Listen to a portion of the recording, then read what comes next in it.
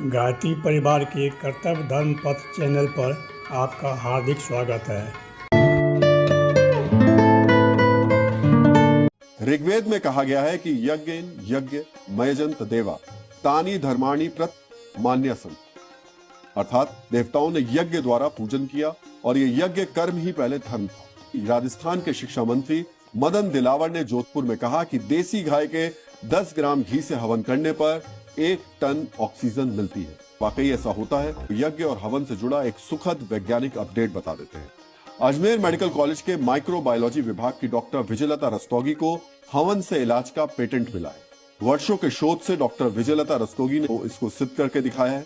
हवन सामग्री में प्रयुक्त जड़ी बूटियों और प्राकृतिक तत्वों से उत्पन्न धुआं विशेष प्रकार के हानिकारक बैक्टीरिया को नष्ट करने की क्षमता रखता है। कुछ विशिष्ट हवन सामग्री में जीवाणु रोधी एंटीबैक्टीरियल गुण मौजूद हैं, जो संक्रमण फैलाने वाले बैक्टीरिया को सीधे खत्म करते हैं। पेटेंट कराने वाली डॉक्टर विजयलता रस्तोगी को सुनते हैं।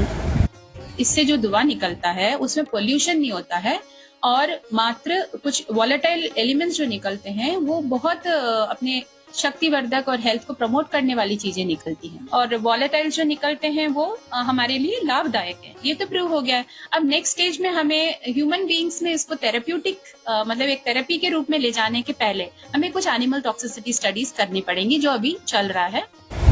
आप जानना चाहते होंगे कि हवन से इलाज कैसे होता है, तो आइए जानते हैं। हवन से इलाज के लिए मरीज को एक विशेष कक्ष में रखा जाएगा।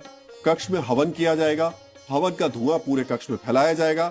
मरीज सांस के जरिए धुएं को ग्रहण करेगा। इससे शरीर में मौजूद बैक्टीरिया पर असर होता है। राजस्थान सरकार ने इस उपचार पद्धति के लिए बजट भी मंजूर कर दिया। काफी सारे बैक्टीरिया थे जो कि 100% अचीवमेंट किया, उनका नहीं मिला दोबारा, और कुछ बैक्टीरिया हैं जो 60-70% तक अचीव किया और कुछ बैक्टीरिया 50% तक उनकी डेथ की गई। तो ऐसे हवन जो प्रक्रिया है, फिर उन्होंने अपना रिसर्च आर्टिकल निकाला, वो पब्लिश हुआ और उसके बाद इसको फरवरी माह में उन्होंने अपना पेटेंट कराया है। इन सारी बातों पर विश्वास करना या न करना आपके विवेक पर निर्भर करता है। मेरा कोई दावा नहीं है। ऐसा इसलिए कहना पड़ रहा है ताकि YouTube कम्युनिटी गाइडलाइन का पालन हो सके। हवन पर मदन दिलावर के बयान पर सवाल उठाने वालों को डॉक्टर विजयलता रस्तोगी के शोध से जवाब मिल गया होगा कि वैज्ञानिक और औद्योगिक अनुसंधान परिषद की रिसर्च में कहा गया है कि हवन से हवा में मौजूद हानिकारक जीवाणुओं की संख्या 94% तक घट सकती है।